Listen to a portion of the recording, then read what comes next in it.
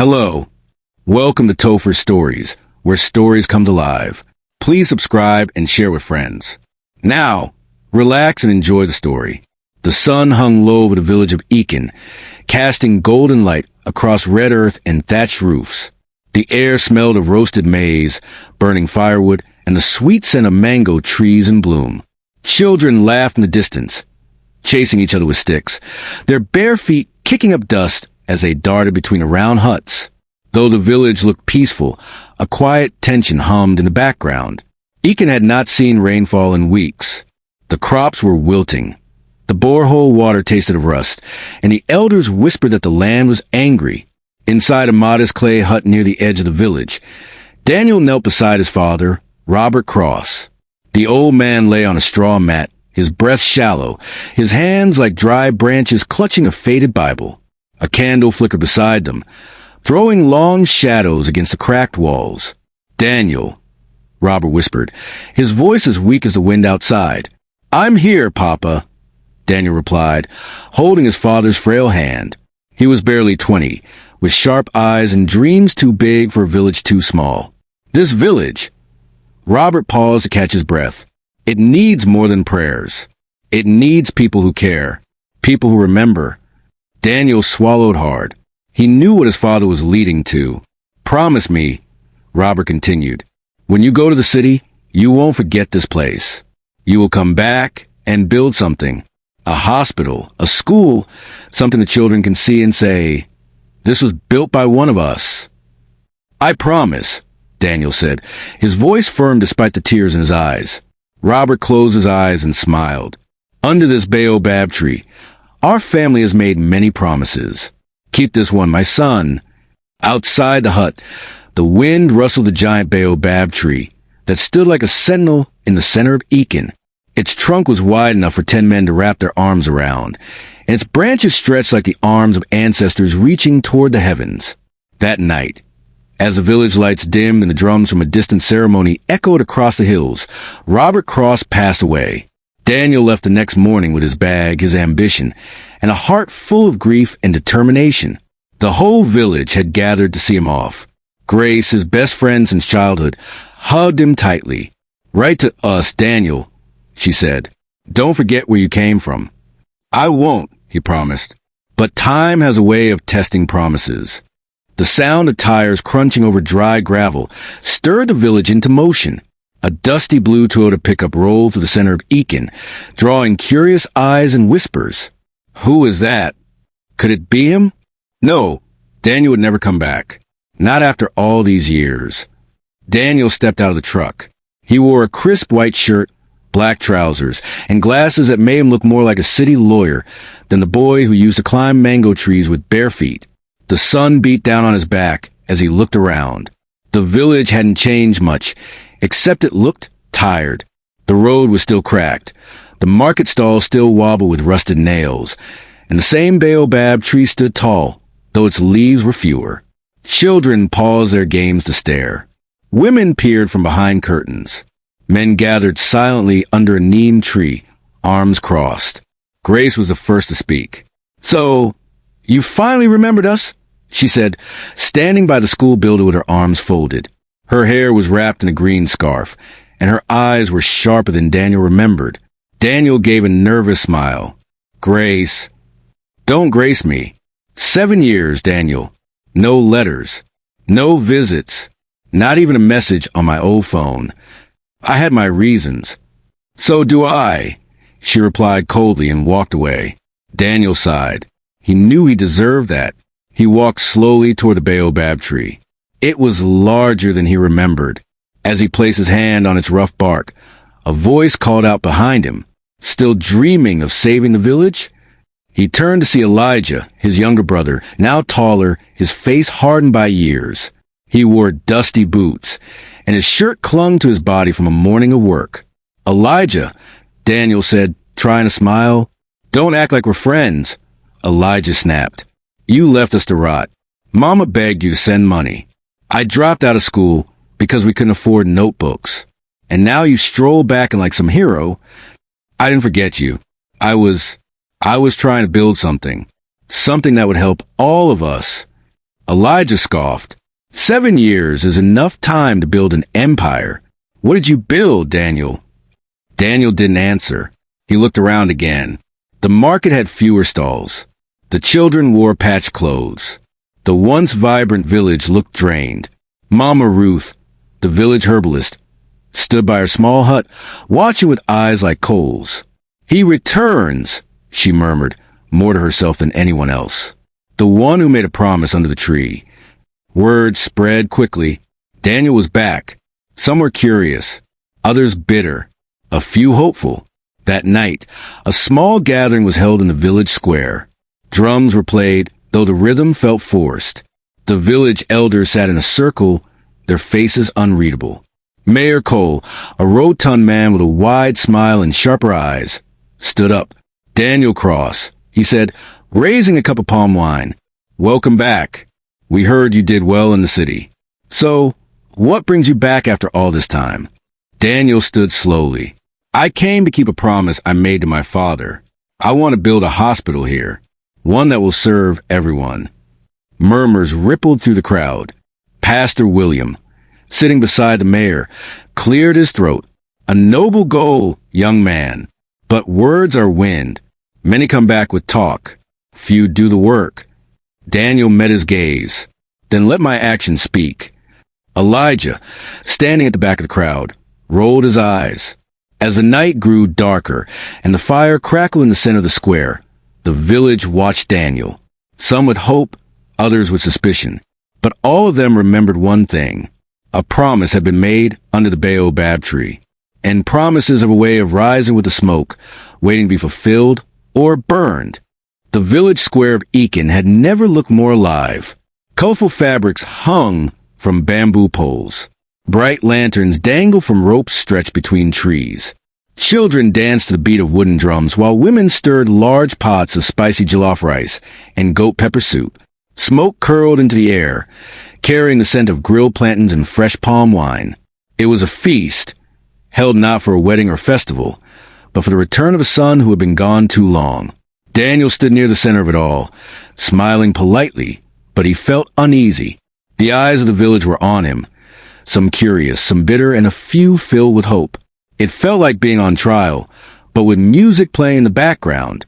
Grace moved swiftly between groups of people, helping serve food and laughing occasionally, though her smiles never reached her eyes. From time to time, her glance flicked toward Daniel, then away again. Daniel. Mayor Cole called, waving him over to a seat at a table near the bonfire.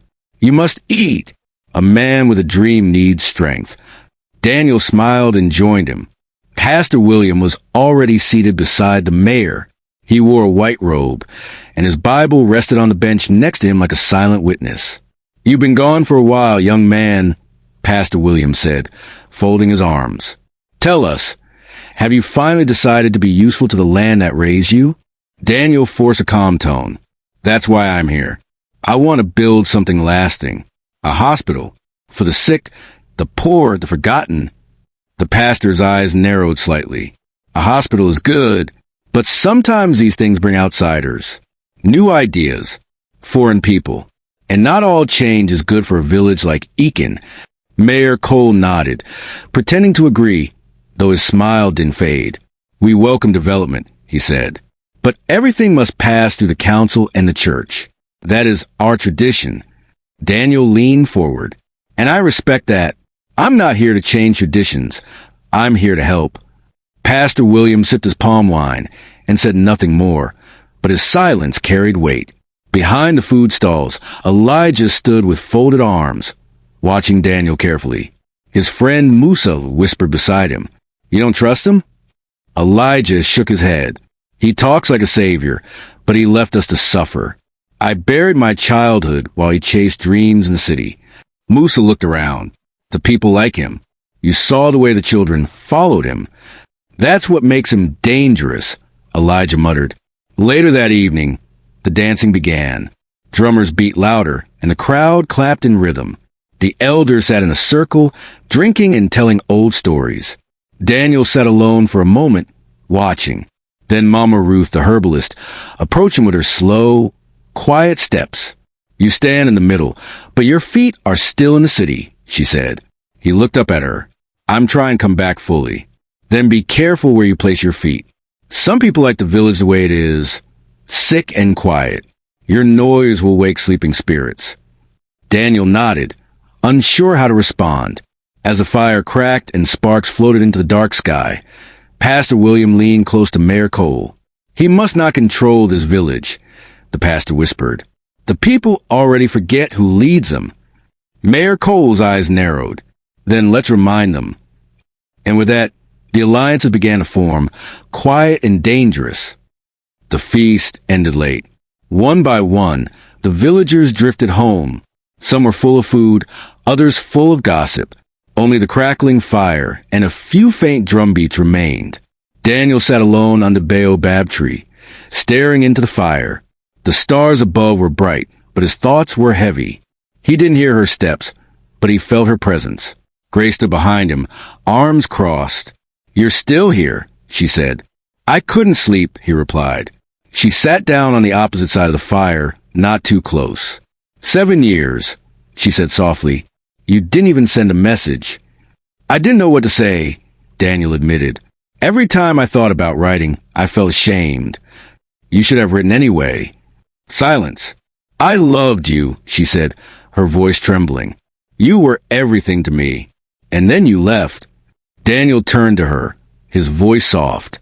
I thought I was doing the right thing. I wanted to succeed so I could come back and help you. Help everyone. She looked away. But you forgot us. And something happened while you were gone. Daniel waited. I had your child. The words hit him like a hammer. He froze. What? A boy. His name was David. He stood up, stunned. Grace, why didn't you tell me? I tried, she said, standing too. Your phone number stopped working. I went to your house, but you had moved. Your brother said you cut off contact. I tried, Daniel. He took a shaky breath. Where is he now? Can I see him? Tears welled in her eyes. You can't. Why? Because he's gone. Daniel stepped back. Gone. She wiped her eyes. One evening, when he was 4, he was playing near the river. I looked away for just a minute. When I turned back, he was gone. We searched everywhere. Days and nights. Some said he drowned. Others said he was taken. No one really knows. Daniel's chest ached. He felt like the air had left the world. Why didn't someone tell me? You were gone, Daniel, she said, her voice rising. You disappeared, and I had to bury that pain alone. He reached out to her, but she stepped back. I've carried that grief for 3 years. I still dream of him calling my name. And you? You come back now like nothing happened. I'm sorry, he whispered. Sorry won't bring him back. He looked at her, broken. Do you hate me? She shook her head slowly. No, I loved you too much to hate you. But I don't know who you are anymore. They stood in silence as the fire died to glowing embers. Finally, Grace said, You want to help this village? Then don't just build a hospital. Help find the truth. About David. About what really happened. Daniel nodded slowly. I will. She walked away into the night, her silhouette swallowed by shadows. And Daniel remained by the baobab, his heart heavier than when he returned. The promise had grown darker. Now, it wasn't just about healing the village. It was about uncovering the secrets it had buried. Morning came with the sound of hammers and laughter. Children ran barefoot across the village paths as men unloaded planks of wood and tools from a small truck Daniel had arranged. At the center of the activity stood a large drawing pinned to a wooden board, the blueprint of a modern hospital. Daniel stood beside it, proudly explaining his vision to a group of villagers who had gathered. This wing, he pointed, will be for maternity, so no woman has to give birth on the floor anymore. This other part is for emergencies. Clean beds, trained nurses, real medicine. An old man named Baba Cole raised his hand slowly. But where will this building go? That land behind the school was promised to your father for healing. Daniel nodded. Exactly. That's where we will build. I've checked the records. That land belongs to our family. Just then, A dry laugh cut through the air. Pastor William walked forward, flanked by Mayor Cole. "Daniel, you dream big," the pastor said. "But dreams don't always match reality." Mayor Cole cleared his throat and stepped forward. "About the land, it's no longer available." Daniel's brows furrowed. "What do you mean?" "While you were gone," Pastor William began, "the village needed money. For roads, for food. So we sold part of that land to an investor." Daniel clenched his jaw. "Without consulting my family?" The mayor sighed. "You were not here. And legally, the land was reclassified under community use." "Who bought it?" Daniel asked. Neither answered. The small crowd around them grew quiet. Whispers filled the air. Daniel stepped closer. "This land was meant for healing. My father made that promise under the baobab. I'm here to fulfill it." Pastor William's tone hardened. "Then perhaps you should have come back sooner." Daniel's hands balled into fists. "This village doesn't need another greedy deal. It needs hope." The mayor forced a smile. "Let's not raise voices. Perhaps we can discuss alternatives. Smaller projects. Or clinics." "No," Daniel said firmly. "I came to build something real. And I'm not going anywhere." He turned and walked away, heart pounding, as the villagers exchanged worried glances. Mama Ruth, watching from afar, murmured under her breath, "They fear what they cannot control." The next morning, a strange tension hung over the village. Rumors buzzed louder than bees. Something was coming. In the center of the village square, a crowd gathered again. Elijah stood atop a stool, voice loud and eyes blazing. "People of Ekin," he called out, "you deserve the truth. You welcome a man who left us, a man who now claims to save us. But do you know who he really is?" Daniel walked into the square, just as Elijah held up a printed sheet. "This," Elijah shouted, "is a record from the city police. Daniel, your so-called savior, was in prison." Gasps rippled through the crowd. Whispers turned to shock. Grace stepped forward. "Elijah, stop this." But Elijah ignored her. He was arrested for fraud, a tech scam, lied to people, stole their money. He's no savior. He's a thief. Daniel stood frozen. All eyes turned to him. "It's true," he said softly. The crowd murmured louder. Daniel raised his voice. "Yes, I was in prison. I made a mistake. I was young, and I trusted the wrong people. But I served my time. I came back to make things right." Elijah scoffed. "You think building a hospital will wash your sins away?" "No," Daniel replied. "But hiding behind hate won't heal this village either." Silence. Then an old woman called out, "Why didn't you tell us?" Daniel looked around. "Because I was ashamed. I thought the good I did could bury the bad I've done. But I was wrong." The crowd's mood shifted from awe to confusion. Pastor William stepped forward, wearing his practiced frown. "How can we trust a man who once deceived strangers?" Daniel turned to him. "How can you preach forgiveness but refuse to practice it?" Flashbacks played in Daniel's mind. 3 years ago, Lagos. Daniel sat in a cold cell, hands shaking. A man named Felix, his business partner, smiled across the bars. "You really thought I'd go down for this?" Felix said. "You used my name," Daniel shouted. "You told people to invest. I believed in it." Felix laughed. "Belief doesn't keep you out of prison. Blame your soft heart." Guards dragged Felix away as Daniel sat with tears streaming down his face. Now, Daniel stood firm. "I lost everything because I trusted a liar. But I learned. I changed. And I'm not leaving." Some villagers looked unsure. Others turned away. A few still stared with cold judgment. Grace stepped beside Daniel. "He's not perfect, but he's trying. And that's more than I can say for those who never left." Elijah scowled but said nothing more. Pastor William spoke softly, but his voice carried. "Let the people decide." And with that, the crowd slowly began to disperse, unsure, divided, and whispering. Daniel remained in the square, the sun hot on his back. The truth was out, and now the real battle would begin. Daniel walked into the forest before sunrise, led only by the sound of birds waking and the soft rustle of trees in the breeze. His mind was clouded, shame, anger, confusion.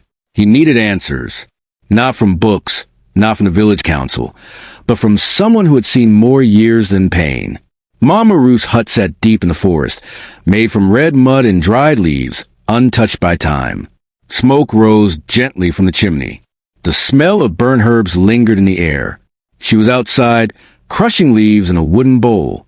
"You finally came," she said without looking up. Daniel stopped, startled. "How did you?" She smiled. "I always know when the forest carries troubled footsteps." He sat on a tree stump. "I don't know what to do anymore." Mama Ruth paused, then looked him straight in the eyes. "Then listen, not with ears, but with your spirit." Daniel leaned in. She dipped her fingers in ash and drew a circle on the ground between them. "Your father came to me years ago. He said he made a promise under fire." Daniel nodded. "He told me to heal this village." Mama Ruth stared into circle. "Do you know what it means to make a promise with fire?" Daniel shook his head. "It means the spirit world witnessed it. It is not just a word. It is a binding, a thread between worlds. Promises made with fire cannot be broken with words." Daniel looked down. "But the land is gone. The people don't trust me. And now, I may have lost my son forever." Mama Ruth stood and took a small red stone from her pouch. "This belonged to your father. He left it with me." She placed it in Daniel's palm. "It is from the sacred mountain. It only glows in the hands of one who still carries the fire of a promise." As Daniel held it, the stone warmed slightly. Not enough to burn, but enough to feel. She whispered, "Find the truth. Follow the silence, not the noise. Your answers lie in the shadow of men who wear holy robes." Daniel's eyes narrowed. "Pastor William?" Mama Ruth didn't speak. He stood. "Thank you." As he turned to leave, she called out, "And one more thing, a mother's cry never dies. Grace still carries a thread to the boy. Help her follow it." That same morning, Grace sat at her mother's compound, going through David's old belongings. A small wooden car, a faded shirt, a picture of him smiling with a gap in his teeth. She held the photo to her chest, whispering, "Where are you, my son?" Her auntie, Aunt Nora, sat beside her, knitting. "You know, I remember something strange from the week David disappeared." Grace looked up. "What is it?" There was a car, a black one. It came at night, parked near the chapel. "I saw Pastor William talking to someone inside." Grace's heart skipped. "Why didn't you say anything?" "I thought it was church business." But then David vanished, and the car never came again. Grace stood quickly. "I need to speak to Daniel." She ran to the village paths, the weight of truth beginning to press down. That evening, Daniel returned to the village with Mama Ruth's words heavy in his heart. He found Grace waiting at his compound. "I think I know who took David," she said. He stepped back. "Tell me?" She told him about the car, about her aunt's memory, about Pastor William. Daniel's face hardened. "It makes sense. Pastor William and the mayor have been hiding something." "Do you think they took him?" Grace asked. "I think they've been taking more than just him." Later that night, Daniel and Grace followed a quiet path behind the church. A narrow dirt road led them to an abandoned farmhouse used for storage. Daniel had seen trucks come and go from there, always at night. They hid in the bushes and waited.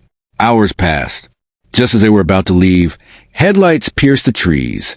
A black van pulled up. Two men stepped out. One was a mayor's cousin. The other wore the robes of the church. They opened the back of the van. Inside were three children blindfolded and tied. Grace gasped, tears filling her eyes. Daniel grabbed her hand. "We need proof." He raised his phone and recorded everything. The next day, the village gathered for Sunday service. Pastor William stood proudly at the pulpit, preaching about light and darkness. Daniel and Grace stepped into the chapel, uninvited. "Enough lies!" Daniel shouted. The crowd turned. Daniel stepped forward. "I have something to show you." He played the video. The screen of his phone lit the chapel with truth. Gasps. Cries. The people stared, frozen. Grace screamed, "They took our children." Elijah stepped forward. "Is this real?" Daniel turned to him. You hated me, but now you see who the real enemy is. Elijah looked at Pastor William. You led us in prayer while stealing our blood? Pastor William stammered. It's lies. Tricks. The devil is working. No. Mama Ruth shouted, entering the chapel with fire in her eyes. The devil doesn't wear horns. He wears robes and shakes your hand. Villagers began to rise, furious. Some ran to the mayor's house. Others surrounded the pastor. You betrayed us. You sold our children. Fists flew. Shouts rang. The chapel shook with rage. Daniel raised his hands. Stop. We are not like them. We will not fight with blood. We will fight with truth. But it was too late. The uprising had begun. By sunset, the mayor and Pastor William were locked in community jail. The children were taken to the health center. Grace ran to them, searching each face. A little boy looked up. David, she whispered. He blinked. Mama? She fell to her knees, crying. Daniel stood behind her, overwhelmed. The promise of fire had not died, and the village had awakened. The village was no longer silent. Where once only birds chirped and mothers called children in for dinner, now shouts echoed, angry voices, footsteps running, doors slamming. Smoke began to curl above rooftops. Daniel rushed through the village square, his heart pounding. He saw a fire licking the side of the mayor's office. The chapel was in chaos, its windows shattered, benches broken. Grace clutched David close to her chest as she watched villagers tear down the fence around the church. This is getting out of hand, Daniel said, panting as he reached her. We need to calm them down. Elijah appeared, eyes bloodshot, a cut on his cheek. This is justice. Elijah shouted. We trusted them with our souls, and they sold our children.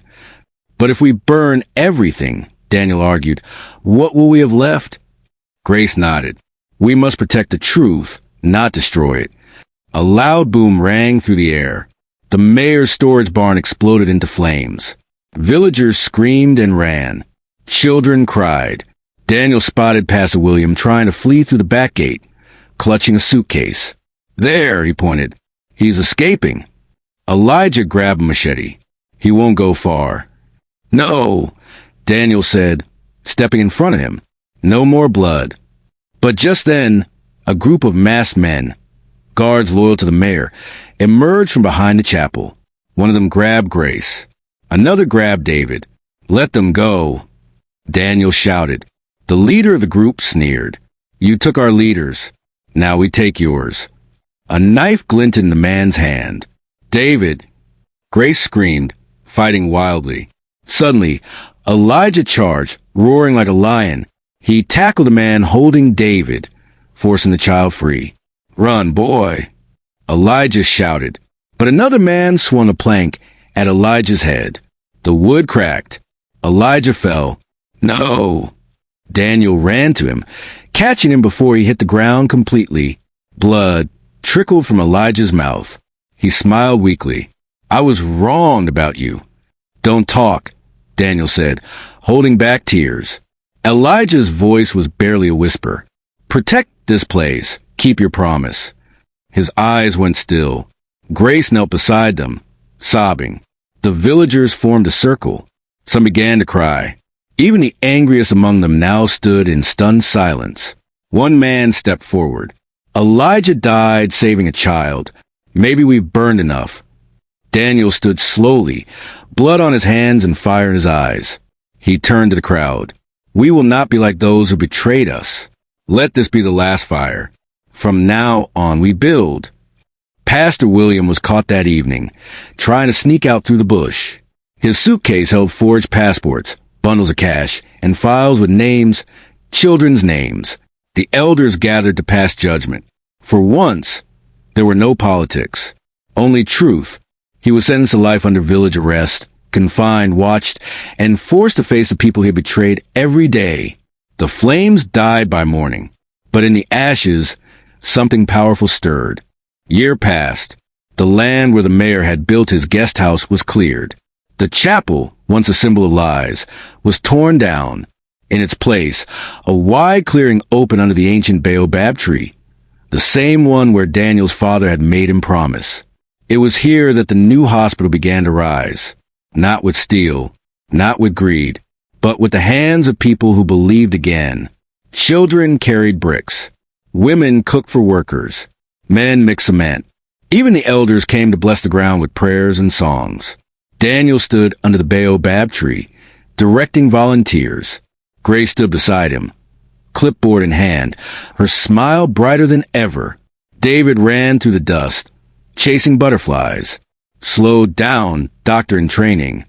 Grace called. He laughed. "I'm going to have the biggest room in the hospital." Daniel smiled.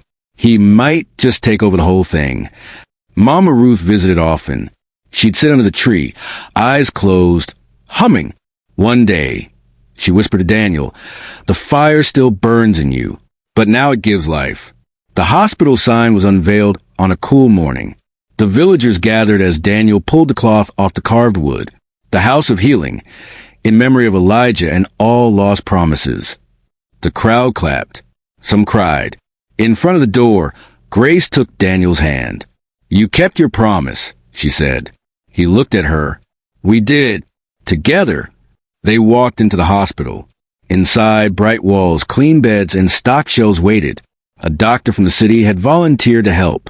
Nurses were being trained from the village. A new future had begun.